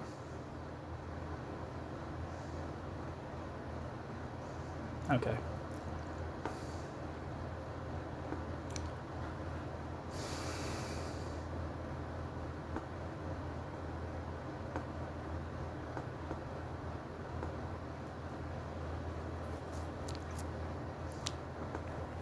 Wikipedia says in the history of Russia, pomeshchiks were the class of Russian nobility who owned a pomestia, i.e. an estate. The term pomeshchik is commonly translated in English as, quote, landlord.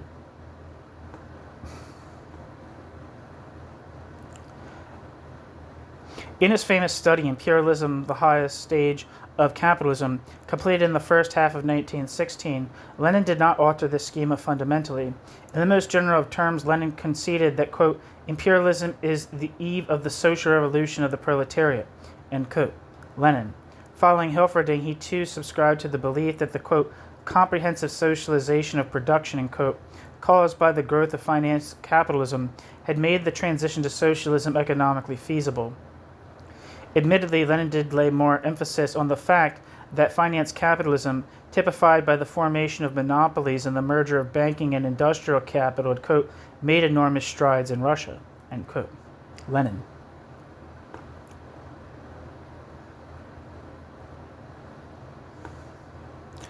Yet the Russian Empire, Lenin continued, still remained economically backward, a country, quote, where modern capitalist imperialism is enmeshed, so to speak, in a particularly close network of pre-capitalist relations, end quote. Lenin. For Lenin, Russian imperialism remained primarily of the, quote, military feudal, end quote, sort, which first had to be extirpated by a bourgeois democratic revolution before there could be any thought of socialist revolution. On the autumn of 1916, Lenin reiterated quite unequivocally that, quote, only the advanced countries of Western Europe and North America, end quote, possess the preconditions which would permit the immediate transition to socialism. In East Europe and elsewhere in the world, democratic revolution remained the immediate task. The victory of the democratic revolution there, he explained in a letter of the 25th of November to Inessa Armand, would clear the way for the development of capitalism, the essential prerequisite for the progress of, quote, our movement, end quote. that is, for socialism. Indeed, Lenin appeared to have clung to this appraisal of the forthcoming revolution in Russia right up until the fall of the autocracy, when again in January 1917 he clearly distinguished it from the advanced West.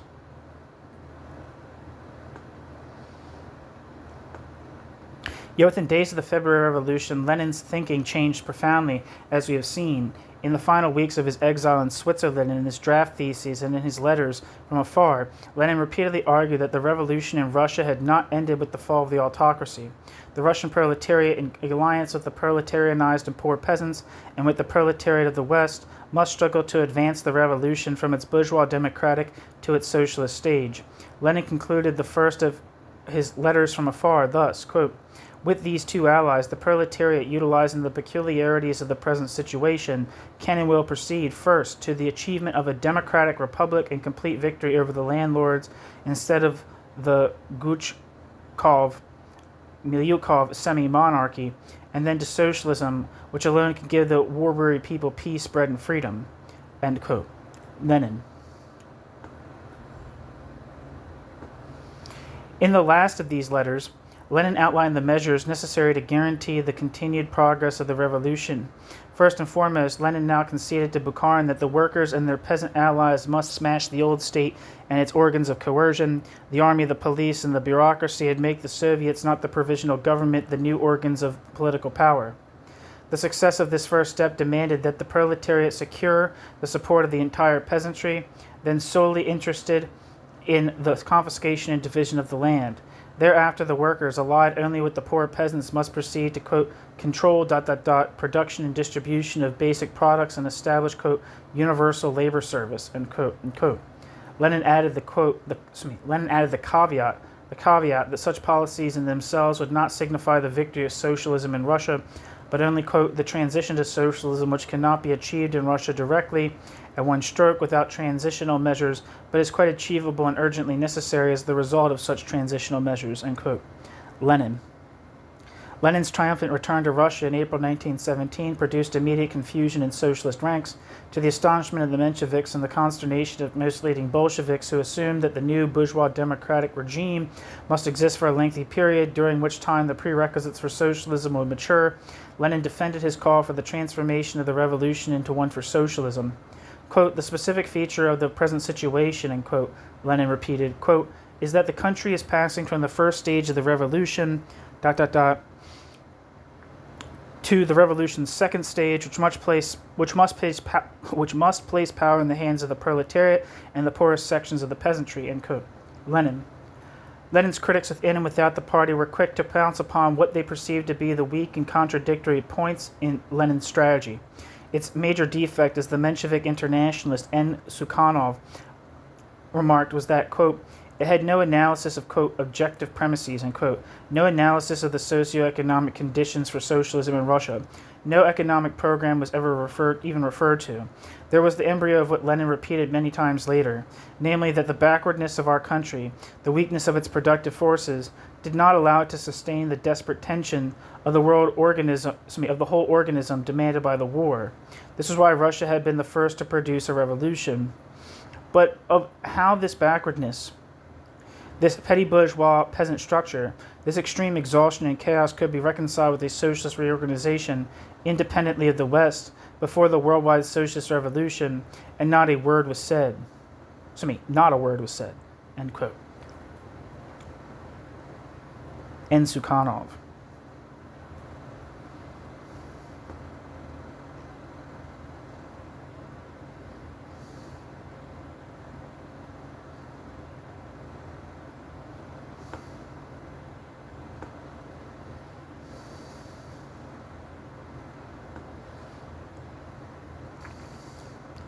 The April theses, Sukhanov continued, were equally lacking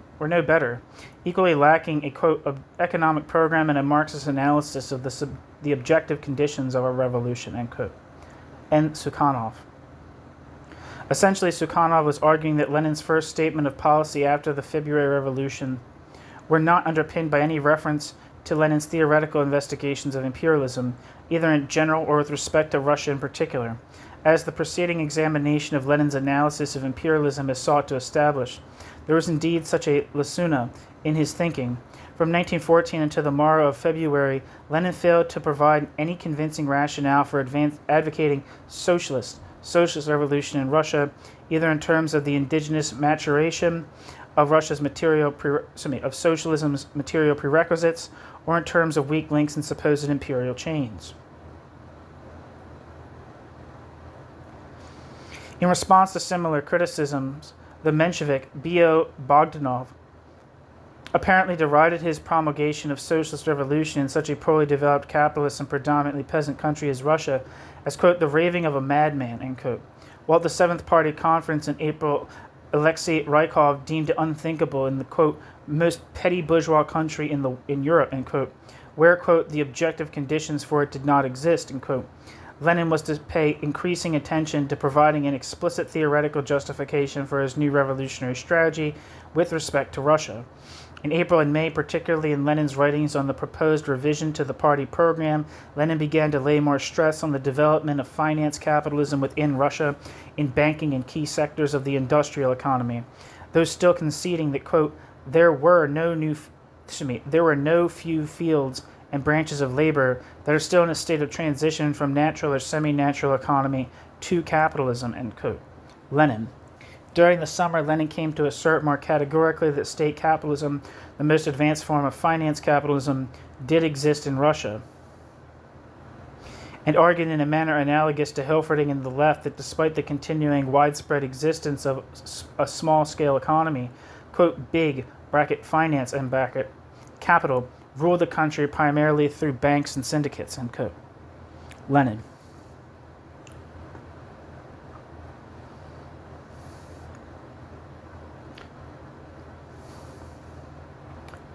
Footnote. Lenin appears to have overcome any lingering doubts about the capitalist character of Russia. End footnote. By September, in The Impending Catastrophe and How to Combat It, Lenin had become quite unequivocal. Imperialism, which, quote, is merely monopoly capitalism, end quote, existed in Russia. He cited the examples of Produgol, Prodomet, and the Sugar Syndicate to prove his point. During the war, Lenin continued, the capitalists had converted their monopolies into state monopolies in order to use the powers of the state to subjugate the working class and protect their profits. This development had made the transition towards socialism objectively possible since, quote, socialism is merely the next step forward from state capitalist monopoly, end quote. Lenin continued, quote, imperialist war is the eve of socialist revolution, and this not only because the horrors of the war gave rise to proletarian revolt. No revolt can bring socialism unless the economic conditions for socialism are right, but because state monopoly capitalism is a complete material preparation for socialism. The threshold of socialism, a rung on the ladder of history between which and the rung called socialism, there are no intermediate rungs. End quote. Lenin.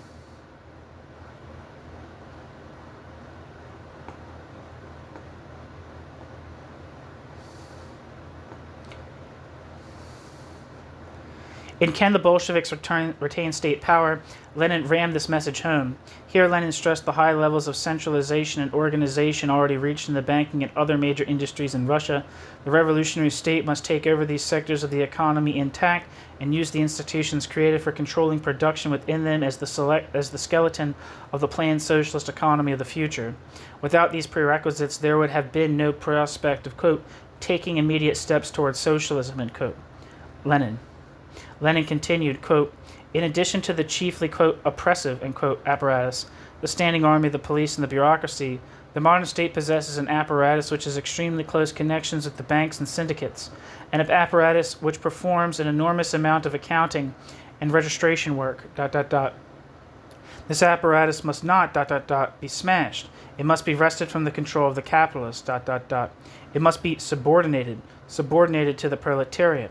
Soviets, it must be expanded, made more comprehensive and nationwide, and this can be done by utilizing the achievements already made by large-scale capitalism, ... Capitalism has created an accounting apparatus in the shape of the banks, syndicates, postal service, consumer societies, and official employees' unions. Without big banks, socialism would be impossible. The big banks are the, quote, state apparatus, which we need to bring about socialism, in which we take ready-made from capitalism, ... End quote. Lenin.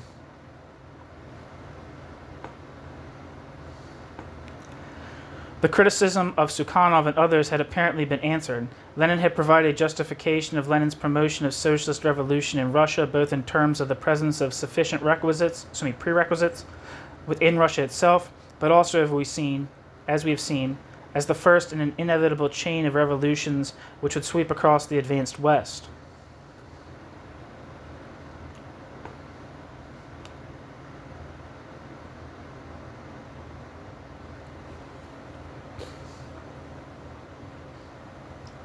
Footnote. Mayorsky and Elvov claimed that Lenin was able to defend the propriety of socialist revolution in Russia on the grounds that once a certain, quote, minimum level of capitalist development, end quote, had been achieved, the transition to socialism was possible. End footnote.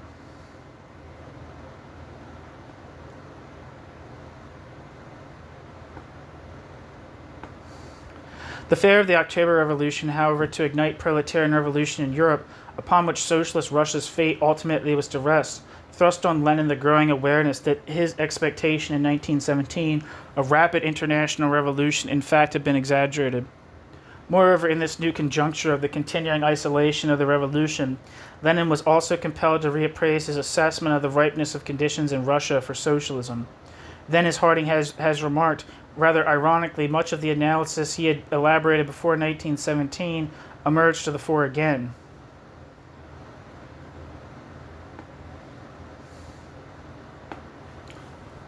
In March 1918, shortly after the conclusion of the Peace of Brest-Litovsk, which Lenin deemed to be vital that the revolution was not to succumb to the military steamroller of German imperialism, he began to call in question just how far state capitalism had developed in Russia.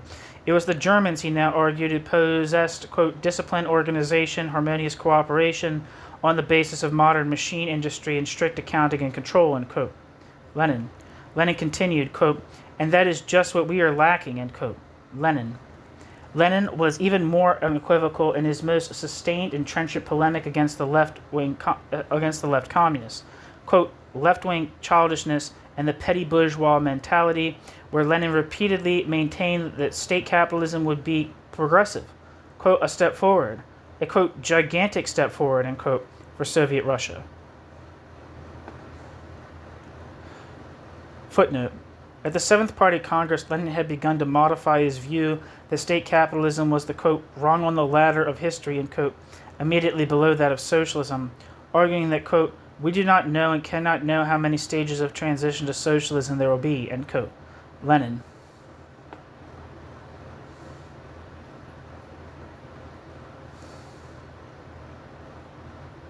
End footnote.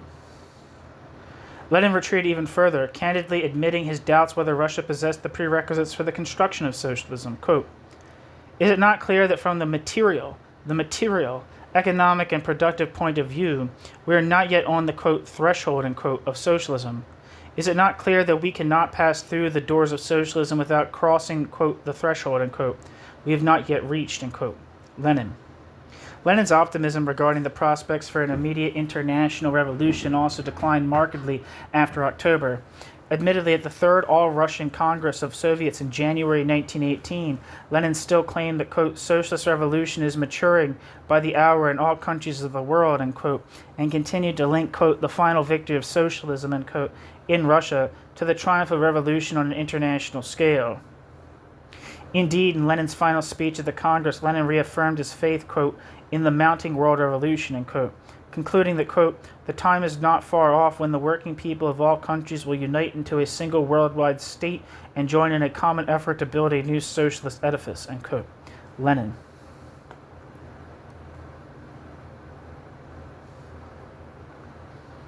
Footnote. N. Valentinov claims that Lenin conceded after the October Revolution that the material base for socialism had not existed in Russia. End footnote.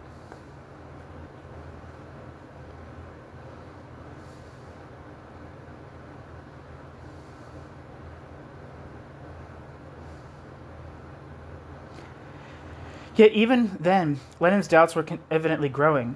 At the extraordinary All-Russian Congress of Railwaymen, which met concurrently with the Congress of Soviets, Lenin was markedly more cautious in his prognosis. Echoing earlier warnings, Lenin reminded his audience that it remained impossible to predict when revolution in the West would, quote, break out, end quote, that it, quote, might take a long time, end quote, and that it could not be made to order. Such pessimism was increasingly to color Lenin's thinking in the winter and spring of 1918. By May, Lenin's vision of the international revolution had also reverted to that which he had outlined before 1917, conceding that revolution might come, quote, even later than we desire or expect, end quote, an immeasurably slower pace than we expect or wish, end quote. Lenin once again rejected the premise that socialist revolution would take place synchronously on an international scale.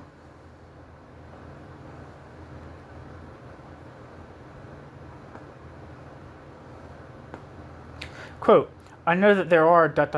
wiseacres ...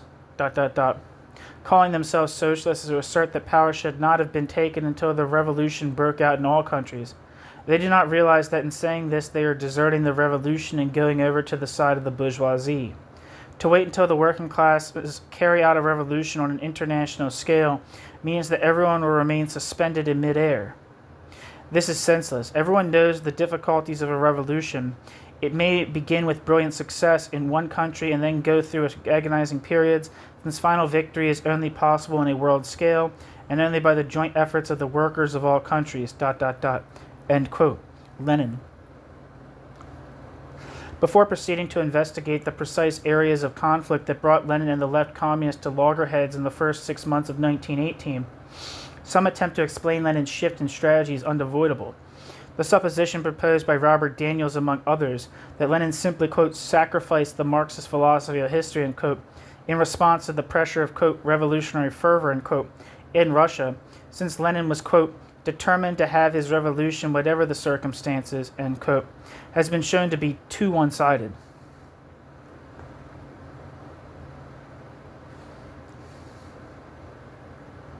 Harding has restored the other side of Lenin, emphasizing that he was, quote, an extraordinarily doctrinaire politician, ... who altered his political course only after thorough theoretical work had convinced him of the need to do so, end quote.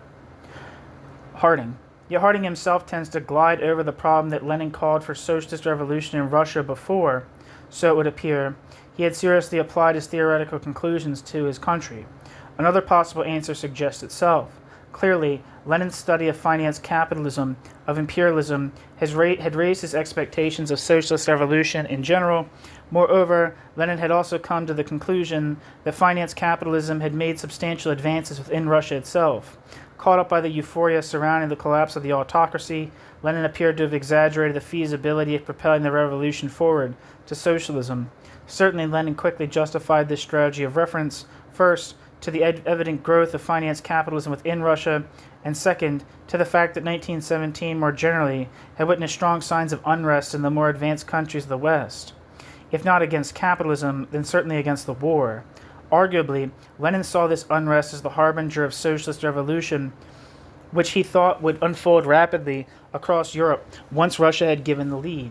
However, a certain intoxication at the prospect of realizing the goal to which he had devoted his life led Lenin to overestimate the prospects for international revolution. At the same time, Lenin also appears to have been induced to overstate, so Remington concludes, the extent to which state capitalism had developed in Russia, reminiscent of his overstatement more than a decade previously, as Service has pointed out, of the level to which capitalism per se had developed in Russia, especially in the countryside.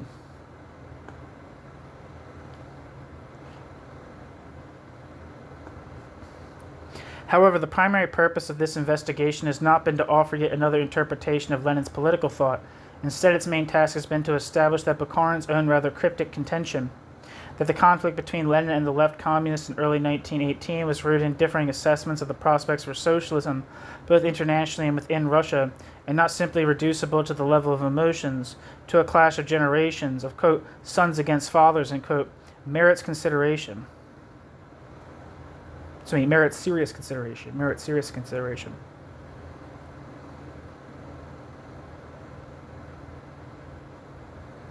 In fact, with the temporary exception of 1917 itself, when their views in large part came to coincide, Lenin and Bukharin do appear to have subscribed to distinct analyses of imperialism and, henceforth, to divergent prognoses of the course of the socialist revolution. Lenin's own understanding of the imperialist world as a very heterogeneous entity led Lenin, before and after the heady days of 1917, to reject the notion that socialist revolution would unfold as the unilinear international phenomenon that Bukharin and others on the left deduced it to be.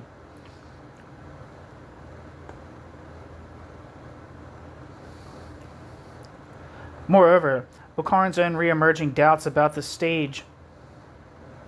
Let me read that. Lenin's own understanding of the imperialist world as a very heterogeneous entity led Lenin, before and after the heady days of 1917, to reject the notion that socialist revolution would unfold as the unilinear international phenomenon that Bukharin and others on the left deduced it to be. Moreover, Lenin's own re-emerging doubts about the stage to which capitalism in Russia itself had developed were to influence Lenin's domestic policies in the spring of 1918, especially for the organization of industry, but also concerning the shape of the revolutionary state, where Lenin again came into conflict with the left.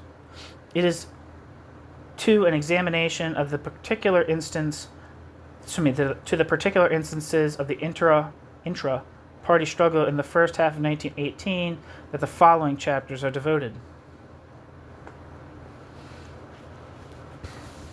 It's the end of the chapter. Thank you so much for listening.